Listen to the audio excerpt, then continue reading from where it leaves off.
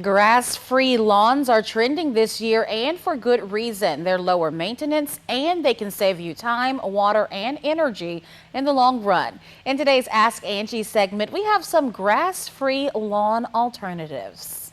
If you're tired of spending hours every week taking care of your grass, it might be time to switch things up.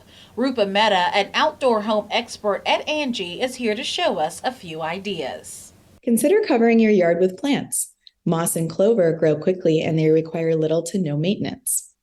Native perennial plants are also a great idea. They help to feed local pollinators, and the great thing about them is when you transition between cold to warm weather seasons, you have to do very little. They grow back on their own. They grow stronger each year and hardier each year. If you need help, contact a local pro to help you design a low-maintenance plan that works for you. Natural landscape lawns are becoming more popular, but they still aren't accepted everywhere. Make sure to check with your HOA before making any changes to your lawn.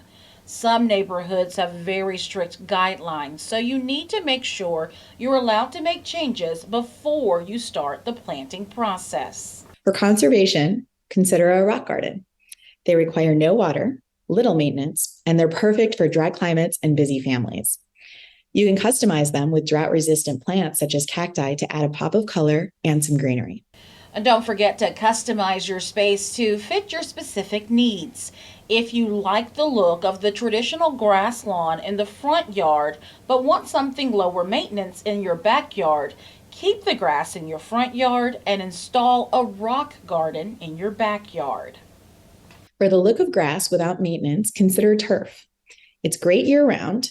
There's less upkeep because it doesn't grow, and it's great for kids to play on. However, it does require regular cleaning and maintenance if you have pets. Do you have questions about home projects? Well, tweet them using the hashtag AskingAngie, and you may get some tips in an upcoming segment.